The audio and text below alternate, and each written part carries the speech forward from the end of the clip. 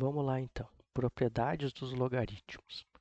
Essa parte aqui do conteúdo ela é muito importante, como eu falei lá na primeira aula, ela é muito cobrada em provas de larga escala.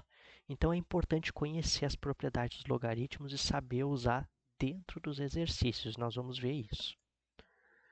Primeira propriedade, logaritmo do produto.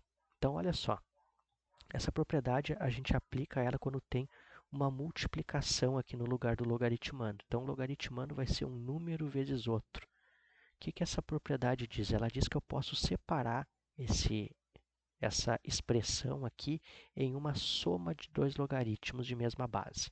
Então, o logaritmo de base A, logaritmando B vezes C, eu posso escrever como logaritmo base A, logaritmando B, mais logaritmo base A, logaritmando C. Então, eu separo isso daqui numa soma de logaritmos de mesma base.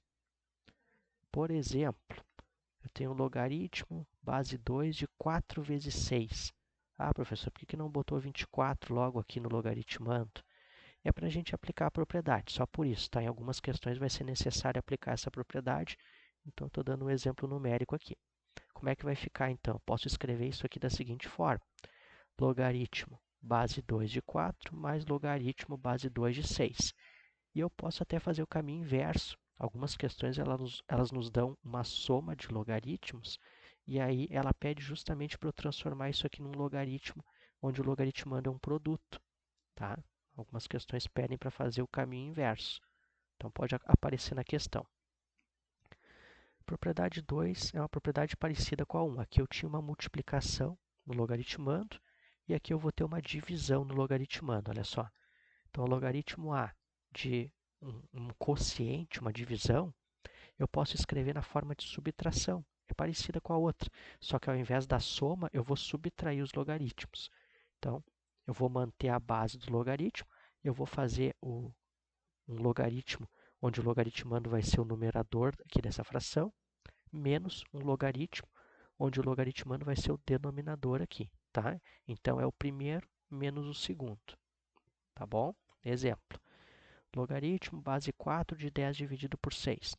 Isso aqui é o logaritmo de 10 na base 4 menos o logaritmo de 6 na base 4. E aí eu resolvo isso daqui para saber o resultado, tá? Eu não estou resolvendo porque aqui a ideia é só mostrar a propriedade. Mas aí dá para resolver isso daqui também, a gente vai ver nas questões depois. Propriedade 3, logaritmo da potência. Então, quando eu tenho uma potenciação lá no logaritmando, o que acontece? O que a propriedade me diz? Ela diz que eu posso tirar esse expoente do logaritmando, jogando ele lá para frente do logaritmo e multiplicando. Então, logaritmo base A de b elevado na n é a mesma coisa que n vezes o logaritmo base A de b. Olha o exemplo aqui, ó. Logaritmo base 3 de 9 ao quadrado. Eu posso escrever isso daqui tirando esse quadrado do logaritmando e jogando ele lá para frente. Vai ficar 2 vezes o logaritmo na base 3 de 9. Propriedade 4, expoente na base. Aqui, ali, ó, na propriedade 3 eu tinha um expoente, uma potenciação no logaritmando. Mas eu posso ter uma potenciação também aqui, ó, na base do meu logaritmo. Tá, e aí como é que fica? Então, quando eu tinha um expoente no logaritmando, eu jogava ele para frente do logaritmo multiplicando. Quando eu tenho um expoente na base, eu vou fazer uma coisa parecida. Eu vou jogar ele para frente do logaritmo, só que dividindo. Ah, professor, mas aqui tu colocou 1 sobre c vezes o logaritmo de a. Mas eu multiplicar por 1 sobre c é a mesma coisa que eu dividir isso daqui por c. Então, quando o expoente está lá na minha base do logaritmo, eu jogo ele para cá dividindo o logaritmo. Por exemplo, logaritmo de 32 na base 4 elevado ao quadrado. Tá, eu vou pegar esse 2 que está aqui e jogar para lá dividindo o meu logaritmo. Então, vai ficar 1 meio vezes o logaritmo de 32 na base 4. Ou então, o logaritmo de 32 na base 4 dividido por 2, que é exatamente a mesma coisa que essa expressão. E por consequência das propriedades 3 e 4, se eu aplicar as duas ao mesmo tempo, ou seja, se eu tiver uma potenciação no logaritmando e uma potenciação na base, por isso que eu deixei dessa forma aqui, ó, 1 sobre c, para mostrar essa consequência da propriedade. Então, se eu juntar as duas propriedades, o que, que eu tenho? Eu pego esse expoente que está aqui no logaritmando, jogo para frente, multiplicando o logaritmo. E esse daqui que está na base, eu jogaria para fora, dividindo o meu logaritmo.